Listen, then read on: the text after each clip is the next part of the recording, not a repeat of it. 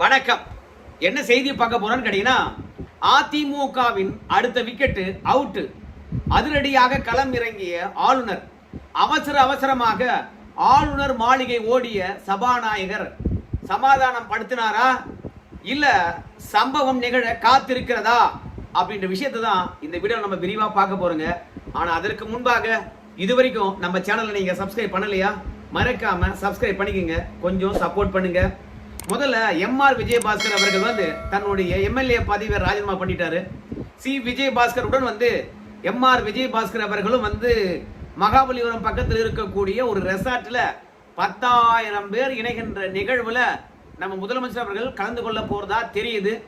So அவ்வளோ பிரம்மாண்டமான இணைப்பு நிகழ்ச்சியை சி விஜயபாஸ்கரும் எம்ஆர் விஜயபாஸ்கரும் நடத்த போறாங்க. எனக்கு தெரிஞ்சு ஜூலை மாதம் 2ஆம் தேதி அப்படி இல்லைன்னா 5ஆம் தேதிக்குள்ள நடக்க இருக்கிறது. அதிமுகவிலிருந்து எம்ஆர் விஜயபாஸ்கர் அடுத்த விக்கெட்டா போய் தவேகல சேருகின்றார். எம்ஆர் விஜயபாஸ்கர் அவர்கள் தன்னுடைய பதவியை ராஜினாமா செய்யறதுக்கு காரணம் என்னன்னு கேட்டீங்கன்னா, மாவட்ட செயலாளர் பதவி கிடைக்கல, அதிருப்தியில் இருந்தாரு.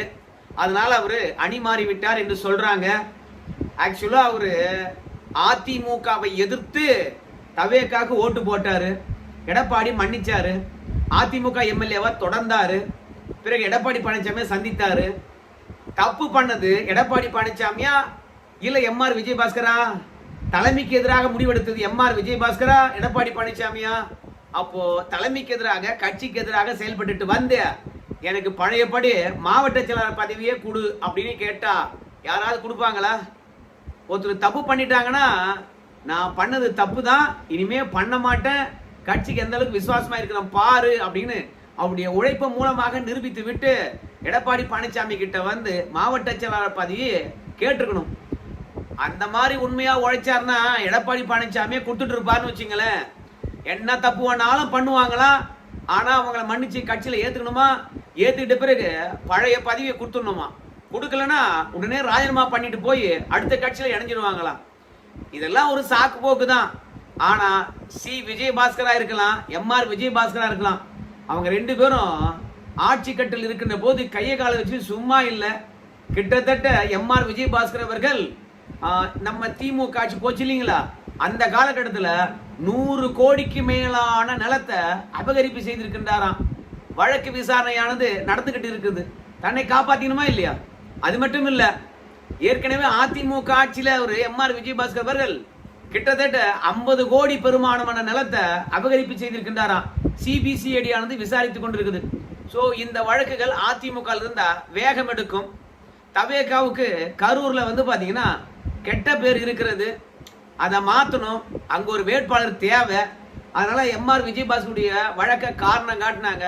சாமிய அதெல்லாம் ஏன் விசாரிக்க போற, அதிமுக எனக்கு சோறு போடுச்சு, அடையாளம் காட்டிச்சு, அந்த அம்மா எனக்கு அமைச்சர் பதவி கொடுத்தாங்க, அதுக்காக நான் என்ன நன்றி விசுவாசத்துடன் இருப்பேன்னு நினைக்கிறியா? என் வழக்கு முக்கியம், என் வாழ்க்கை முக்கியம், என் குழந்தை என் பொண்டாட்டி முக்கியம், தோ வந்துடுறேன் அப்படின்னு சொல்லிட்டு வழக்குக்காக பயந்துகிட்டு தவேகால போய் சேர்ந்துட்டாரு எம்ஆர் விஜயபாஸ்கர். என்னப்பா இன்னும் இணையவே இல்லை, ஆனா சேர்ந்துட்டாருன்னு சொல்றியே அப்படின்னு சொல்லிட்டு நீங்க கேட்கலாம். எல்லா ஊடகமும் அப்படிதான் சொல்லுது.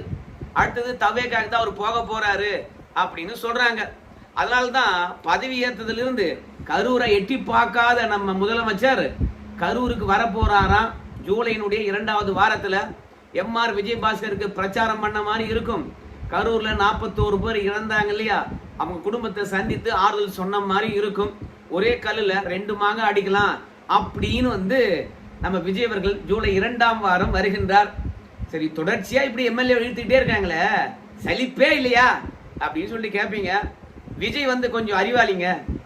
விஜய் அறிவாளியா இல்ல ஆதுவஜனா அறிவாளியான்னு தெரியல. 2 பேர்ல யாரோ ஒருத்தர் நல்ல மாஸ்டர் பிளான் போடுறாங்க.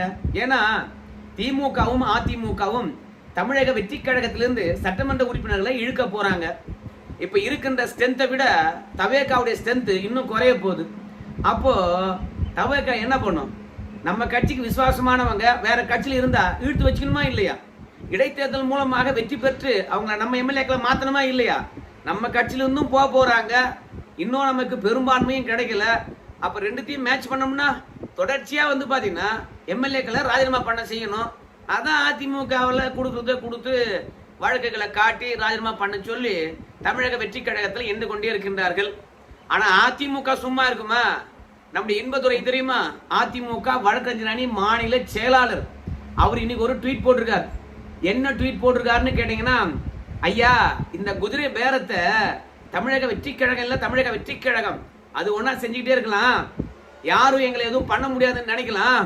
ஆனா உண்மை என்ன தெரியுமா, இந்திய அரசியலமைப்பு சட்டமானது பார்த்துட்டு சும்மா இருக்காது, நீதிமன்றம் சும்மா இருக்காது, ஆளுநர் மாளிகை சும்மா இருக்காது அப்படின்னு இன்பதுரை அவர்கள் ட்வீட் போட்டிருக்கின்றார்.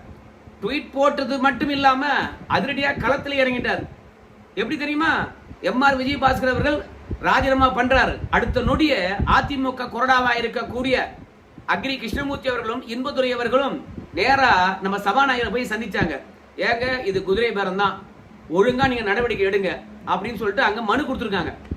உடனடியாக ஏற்கனவே அக்ரி கிருஷ்ணமூர்த்தி அவர்கள், அவர் தானே அதிமுக கொறடா, அவர் ஆளுநர் கிட்ட மனு கொடுத்திருக்கின்றார்.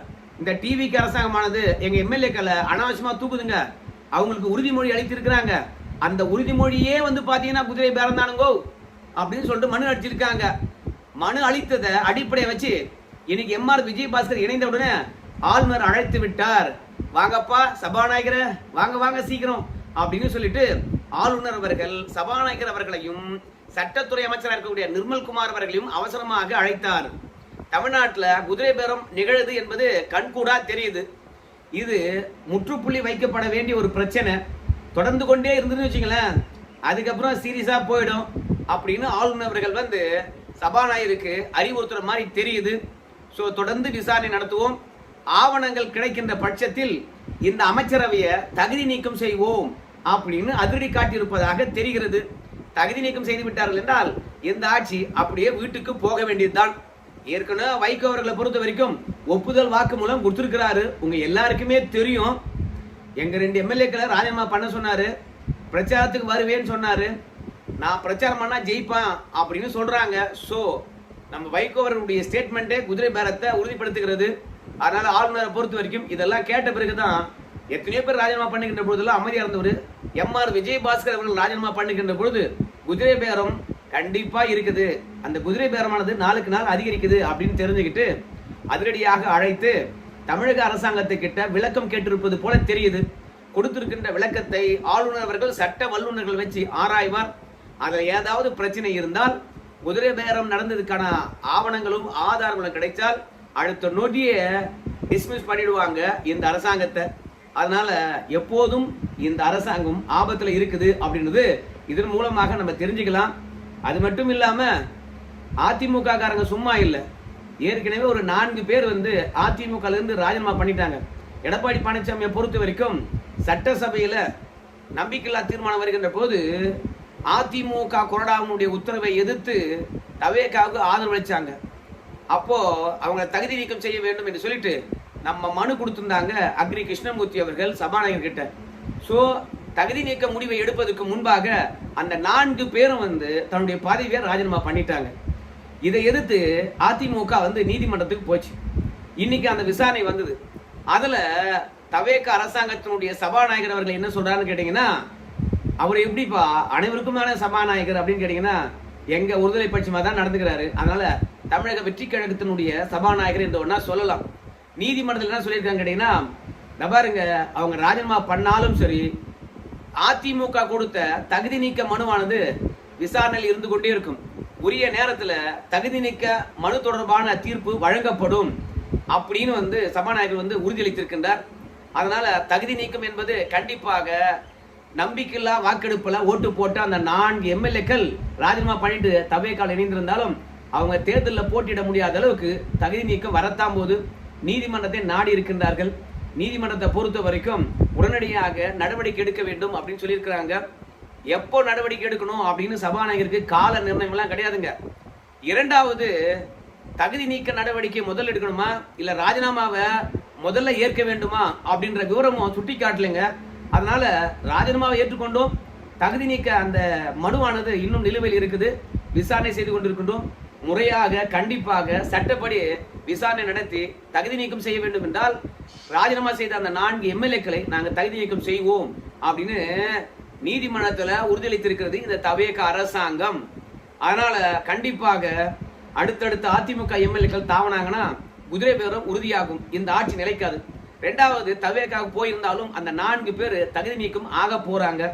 ஆனால் சபாநாயகரை பொறுத்த வரைக்கும் நீதிமன்றம் அதை ஏமாத்தலாம்னு நினைக்கிறாரு. ஆனா நீதிமன்றத்தில் அவங்களே ஒரு வார்த்தையை விட்டுட்டாங்க. என்ன வார்த்தை தெரியுமா? சபாநாயகரை பொறுத்த வரைக்கும் தகுதி நீக்கம் ஆகின்றார்களா ஆவாத போறாங்களா அந்த 4 பேரும் அப்படின்னு தீர்ப்பு வெளிவந்த பிறகுதான் நீதிமன்றம் தலையிட முடியும். அதற்கு முன்பாக இந்த தகுதி நீக்கம் தொடர்பான வழக்குல நீதிமன்றம் தலையிட முடியாது.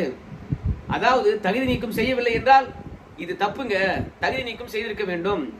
ஏன்னா ராஜினாமா பண்றதுக்கு முன்பாகவே நாங்க மனு அளித்து விட்டோம். அப்போ முதல்ல கொடுத்த மனுவை தானே நீங்க பரிசீலித்து இருக்கணும். ரெண்டாவது ராஜினாமா பண்றாங்க, அதை ஏத்துக்கொள்றீங்க. அப்போ முதல்ல கொடுத்த மனு என்ன இழிச்சு வாயம் கொடுத்ததா? அப்போ எந்த வழக்கா இருந்தாலும் சரி முதல்ல வர வழக்கு தானே விசாரிக்கிறோம். அதி முக்கியமான வழக்கு இல்லையா அப்போ அப்படின்னு சொல்லிவிட்டு கண்டிப்பாக தகுதி நீக்கம் பண்ண வேண்டும் என்பதுதான் முதல் கோரிக்கை. ராஜினாமா தான் ரெண்டாவதா போய் கொடுத்தாங்க. அப்ப தகுதி நீக்கத்தை தான் வந்து சபாநாயகர் முதல்ல எடுத்து விசாரித்திருக்க வேண்டும். அதை தவறு விட்டதுனால ஒருவேளை தகுதி நீக்கம் கிடையாதுப்பா, அவங்க தான் பதவி ராஜினாமா பண்ணிட்டாங்கல்ல, சட்டமன்ற உறுப்பினர்களா இருந்தாங்கன்னு வச்சுங்களேன், அவங்க தன்னுடைய பதவி ராஜினாமா பண்றதுக்கான அதிகாரம் இருக்குது, ஏன்னு கேள்வி கேட்க முடியாது, அதெல்லாம் ராஜினாமா பண்ணிட்டாங்க அப்படின்னு சபாநாயகர் சமாளிச்சு தகுதி நீக்கம் பண்ணாம விட்டுட்டாங்கன்னு வச்சுங்களேன், கண்டிப்பா அதற்கு பிறகு நீதிமன்றம் தலையிடலாம் அப்படின்னு சட்டப்பேரவையே வந்து ஒப்புதல் அளித்திருப்பதனால இந்த வழக்கு அந்த 4 பேருக்கும் டெட் எண்ட் என்பதுல மாற்று கருத்தே கிடையாது. மொத்தத்துல பதவி ஆசை, பணத்தாசை இருக்கின்ற வழக்கு, இவற்றையெல்லாம் காரணம் காட்டி அதிமுக வந்து அடுத்தடுத்த விக்கெட்டுகள் தவேக்காவுக்கு போறாங்க. ஆனால் நம்மளை பொறுத்த வரைக்கும் தவேக்காவுக்கு தான் இவங்க ஆப்ப வைக்கிறாங்களே கண்டி அதிமுகவுக்கு அழிவை உண்டாக்கல. ஏன் தெரியுமா? இந்த அதிமுக இருந்து போறவங்க எல்லாம் ஒரு தனி அணியா செயல்படுவாங்க.